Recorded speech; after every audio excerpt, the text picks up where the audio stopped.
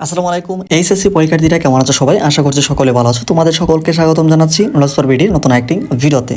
তো তিনটি বিশেষ কারণে এইচএসসি পরীক্ষার রেজাল্ট অটো পাস হবে। তো এই বিষয়টি কিন্তু আজকের এই ভিডিওতে তোমাদেরকে সবকিছু ইন ডিটেলে তোমাদেরকে আমরা জানিয়ে দেবো। তো এখানে যে তিনটি বিষয় রয়েছে এই বিষয়গুলি খুবই গুরুত্বপূর্ণ একটি বিষয়, এমনকি এইখানে এই তিনটি বিষয় ছাড়াও কিন্তু এখানে অনেক গুরুত্বপূর্ণ কিছু আলোচনা রয়েছে, যেই বিষয়গুলি তোমাদের অটো পাসের ক্ষেত্রে অনেকটাই কিন্তু সম্ভাবনা রয়েছে। তাই অবশ্যই তোমরা যারা এইচএসসি পরীক্ষার্থী রয়েছে, আমি আবারও বলছি, তোমরা যারা 2024 সালের এইচএসসি পরীক্ষার্থী রয়েছে, তোমরা আজকের এই ভিডিওটি অবশ্যই মাস্ট বি সম্পূর্ণ ভিডিওটি দেখবে, এমনকি ভিডিওর প্রতিটা সেকেন্ড অনেক বেশি গুরুত্বপূর্ণ। তাই অবশ্যই তোমরা সম্পূর্ণ ভিডিওটির সাথে থাকবে। ওকে, তো আমি একদম এখন প্রথম থেকে শুরু করছি এই পুরো বিষয়টি, কী কারণে আসলে তিনটি বিশেষ কারণে এইচএসসি পরীক্ষার রেজাল্টটা আসলে অটো পাসের দিকে যাচ্ছে এই বিষয়টি।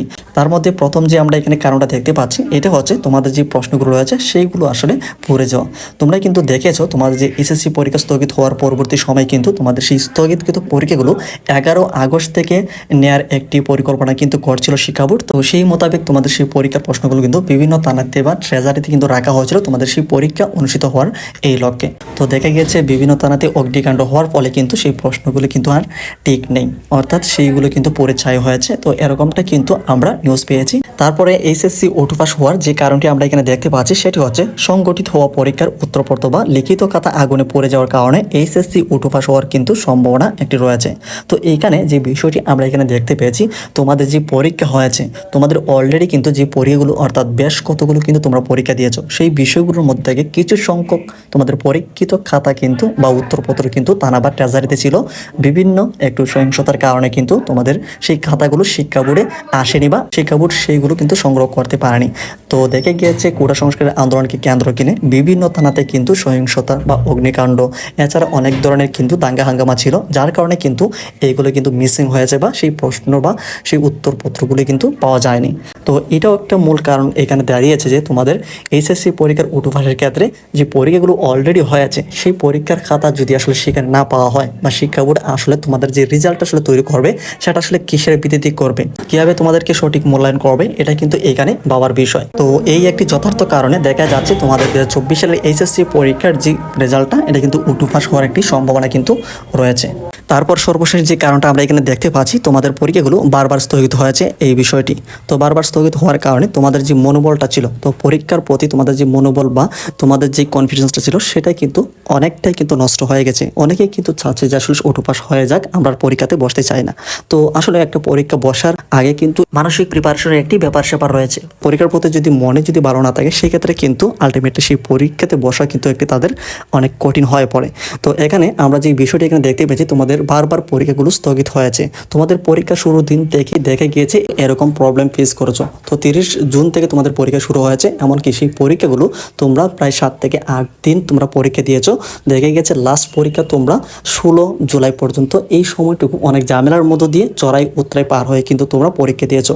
তারপরে কিন্তু 18 তারিখ থেকে আনুষ্ঠানিকভাবে দেখা গিয়েছে প্রথম দফাতে তোমাদের 18 জুলাই থেকে তোমাদের সেই পরীক্ষাগুলো স্থগিত হয়।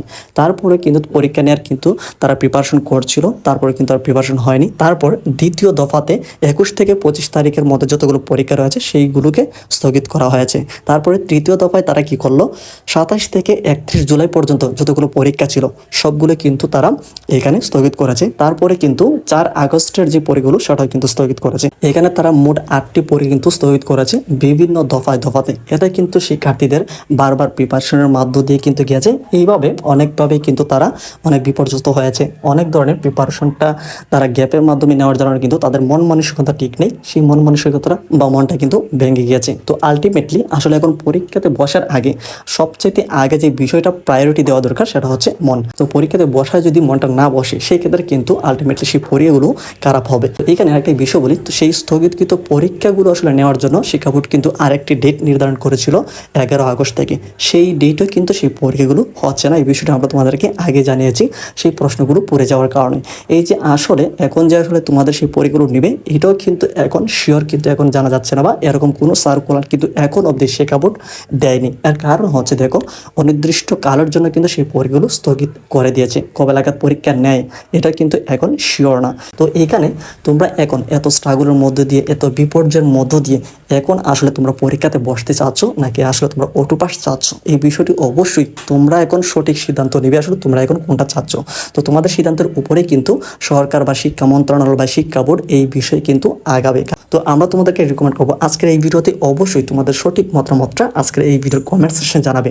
কমেন্ট সেকশনে জানালে কি হবে, সেই কমেন্টগুলি হাইলাইট হয়ে কিন্তু শিক্ষা মন্ত্রণালয়ের বিভিন্ন উচ্চপদস্থ কর্মকর্তাদের কাছে এই বিষয়গুলি যাবে, এমনকি তোমাদের মতামতগুলি কিন্তু তারা এই বিষয়গুলি জানতে পারবে। তারপর কিন্তু তোমাদের এই মতামত বা কমেন্টসের ভিত্তিতে কিন্তু তারা একটি সিদ্ধান্ত নেবে খুব জরুরি ভিত্তিতে।